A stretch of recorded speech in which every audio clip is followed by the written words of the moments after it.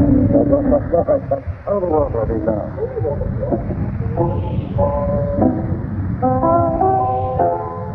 So Linda's going to be there. Are we on air?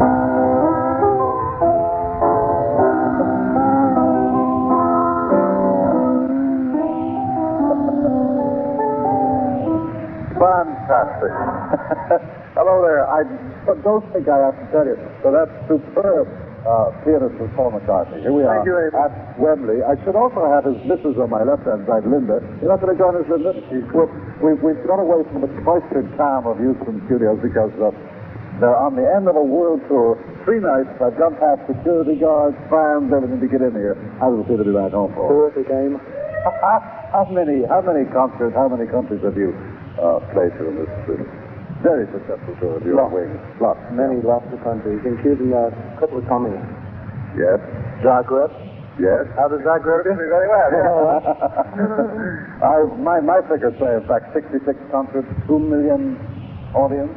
I think that's right. Yeah, I didn't count them exactly, but I think it's near enough. Linda, what about you? What about, I mean, it's tough for anyone to go on a tour this length, but as a girl, as a mum, how'd you cope? I coped really well, thank you very much. I'm having a good time, you know. Fun, you know. You've been around, haven't you? Yes, yes. What was the name of the number on the album? Cook in the House? I'm a cook of the house. Do you get a chance to cook in the house enough? You good cook? You good cook? Very good. You must come round sometime, Eamonn. Where shall we go now? Quick note. All right, well, we will. No, the show's coming up. In fact, it's very exciting, I can tell you that. We're going to talk to Paul and Linda later, but right now, we're going back for a very serious piece of news at the Houston studio. Alan Hargreaves. Bad news, Alan, I got you after. It's about the city's bus and 2 passengers. So don't worry, Alan. It's going to be all right. Going up again. I won't worry, but tonight... And launching a feature like this, of course, involves a great deal of security, and I've got 2 security bosses here with me. Paddy the Plank, would you believe it, beside me, and Billy Francis, who's dad, of course, from the boxing world we know well. Paddy, you're concerned now with Wembley precisely. What sort of problems are you facing, say, tonight? Well, you know, people bunking in and all that. You know, we only do the backstage, you know, looking after the band. The Wembley's own security do outside. You know, but all nice people, shouldn't be any problems. You know. Can I ask you how you come to be known as Paddy the Plank? Well, from the old days, you know, used to be a timber puller. Yeah. Name's that. Now, what about Billy Francis? If I can just pull that like well, that's good. Billy, George Francis' son, whom we all know in the boxing world. You're described to me as Paul's bodyguard, right? You've been on this European tour and so on. What's following all the bands, you know? Yeah. What do you, what sort of problems do you have when you're on this kind of trip? Well, none, I hope, but you do get them now and again, you know. So many people turn up who say they're friends, but we find out otherwise in the end. On this particular tour, was there a moment that you can remember, one that was really a hairy one? Yeah, when we arrived in Munich, it's a bit of a surprise. The beer festival was on. We arrived after a long trip. As we went through the airport building, there was like a big brass band, 500 fans all throwing beer, and we was grounded. It was just fun. Well, it's better to be done from the outside than the inside. Do you find the fact that you're both pretty muscular guys, Paddy, is it useful to have a bit of shoulder there and muscle? Well, it's better to have it up here, you know. But it comes in handy now and again. Well, I know that when we tried to get in here, there were fans here already. I mean, the place is still out, but there's still hopeful fans. And we've got 2 members of the fan club here. That's Alan and Deborah, right? Would Paddy here, Billy, deter you from working up to try and get Paul or Linda's autograph? No. Entertaining. How do you feel about Paul and Linda and Wayne being here tonight? No, it's a great day. It's a great honour to be here. And lucky to get tickets. They're offering £10 outside. You should have a ticket. So asking for it, yes. I was after 12. After 4. So around a bit longer. But I know that I think one of you, I know whether Alan and Deborah feel that, well, you know, a lot of the entertainers of our country have vanished abroad, and that at least he's back here singing to the people he knows. It's also that, yeah. It's nice to keep in England, see. Not in America. Well, they're great fans in America. They have them far more than England. go berserk in America. You think so? Oh, well, I was there at the concert and they were crazy. Oh, were you? You travelled around after them? Yeah, to America, Madison Square Gardens. They want them to buy a $10 ticket for $100. Well done. What I'm very going to enjoy tonight is as many more are. Now, there we are. Thank you very much, boys and girls. And I think we're going to go back to Alan, right, Chet, as we go now.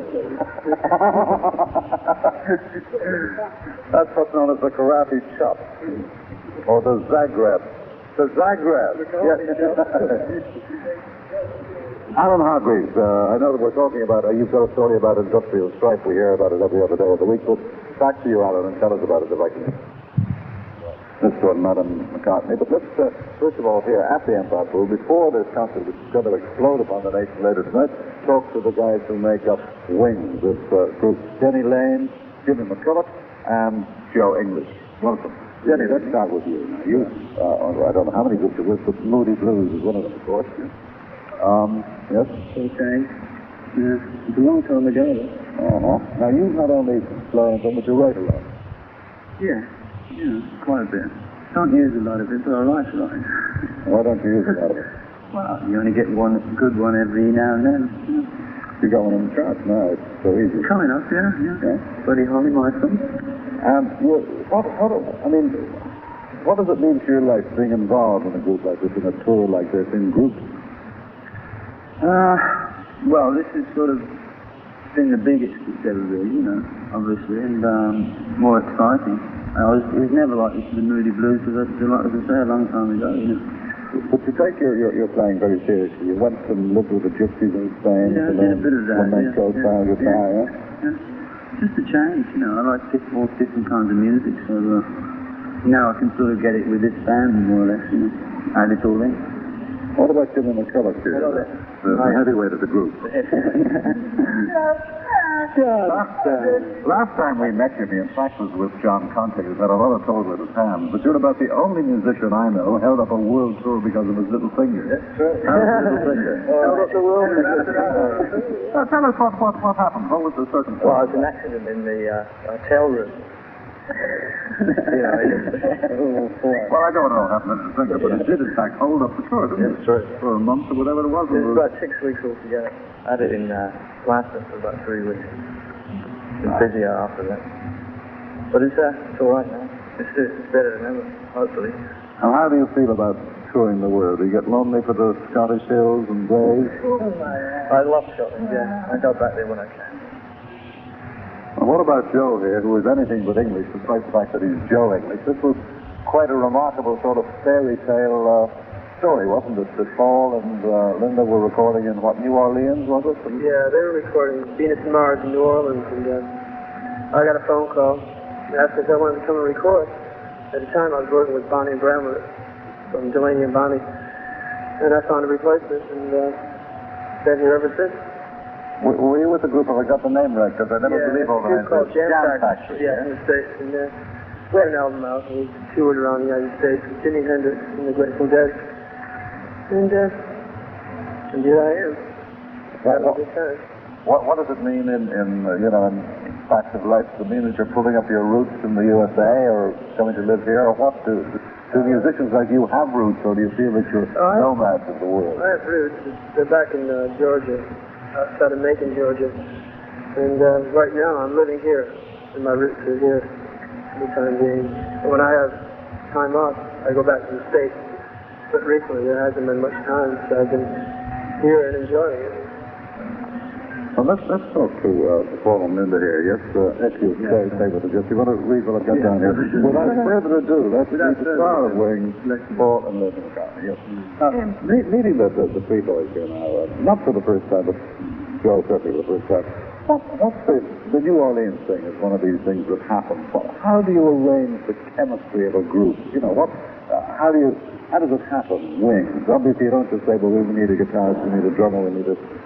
Well, you start off like that, and maybe it doesn't just gel, maybe it doesn't go together, so you try various people. And you keep trying people till you find people who you can sort of live with more than just play with, because you're going to know each other pretty well if you're going to be on the road. And we love living with Joe. And, Yeah, so that's how you do it. It's time, really. It's a question of time. It just grows, if you're lucky. Trying to and successfully launching Wings upon the world, were you inhibited by having been involved with another group before that? Oh, you mean the Quarrymen? Yeah, well, it was a bit, what do you do to follow that? And are we ever going to be able to sort of follow it, or is everyone always going to think, oh, he was better with the others, and I wish they'd stay together? We just had to take the decision that the others weren't together. It was a group that had split up. So we had a group and a group. So we either had to just pack it in or keep going with a new group. So that's what we decided to do. And we're glad we did now, Eamonn. And Linda, I'm obviously, even, a poor of this mammoth proportions is a great strain on anybody. When you have tips, does your milk tap? No, never tip. Tap a little, but never. Tips about music? Not really, here and there. We're like most people. John Conte taught me a few, a couple upper left.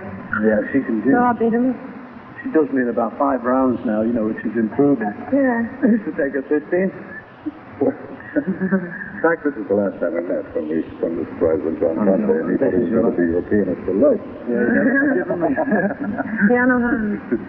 Oh, well, times were all right. But on the score of the Beatles and Conte and boxing, I know that you follow a lot of sports, but when you were asked, and I don't know whether I'm throwing one at you that you can't remember. Probably, Eamonn. Yes, probably. But why are the Beatles not going to come together again, or when? You did a Muhammad Ali kind of rhyme. Can you remember that? The Beatles split in '69, and since then, they've been doing fine. And if that question doesn't cease, ain't no one going to get no peace. And if you ask it just once more, I think I'm going to break your jaw. Have you, Eamonn?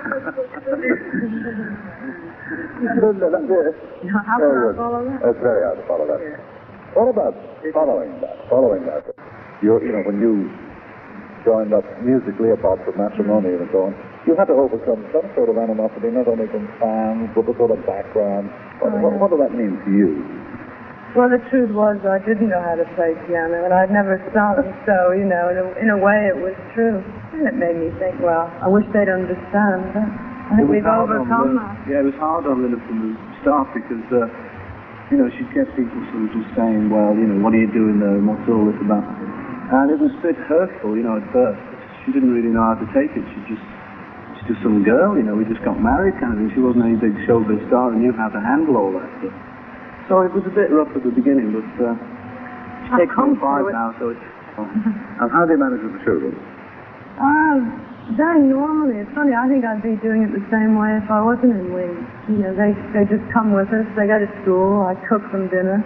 I don't have a nanny, I'm very close to them, but I've always been like that, very family inclined, and I love kids and I love animals, so I'm all right. Now, apart from all your kidding and stand-upping and all the things you've been doing to me since I came here, you love it, I am astounded. I really am. But here you are, there's in this vast place. I've only seen boxing here. There are going to be 8,000 people crashing in here, apart from the ones, who shouldn't come in. And you're able to talk and be cool. I tell them, let's do it before the show. Well, listen, should we cancel the interview right now, then? Or the show? No, listen, we're pretending to be very calm and collected, but inside we're doing it. No, But I mean, you take it as it comes out. I know, but seriously, some of the places you've been in around the States, you've had audiences of 50, 60,000 people. Yeah. At first, when you think of it was 67 actually in the place in Seattle. When you first think about it, I thought I'd just get that in. When you first think about it, you really get you nervous and stuff. But when you actually go and do a show of 67,000, it comes off okay. You do get a bit flash, and 10,000 doesn't seem like a huge audience. Yeah. So does it make any difference being here, back home, so to speak? In the south of home. Yeah. Does it make you more nervous? Does it make you... Not really, no. Actually, I'm not getting too nervous, he said, shaking, about tonight's shows, because to me it's like coming home, I sort of feel like we've been all around the world, we've gone and done it.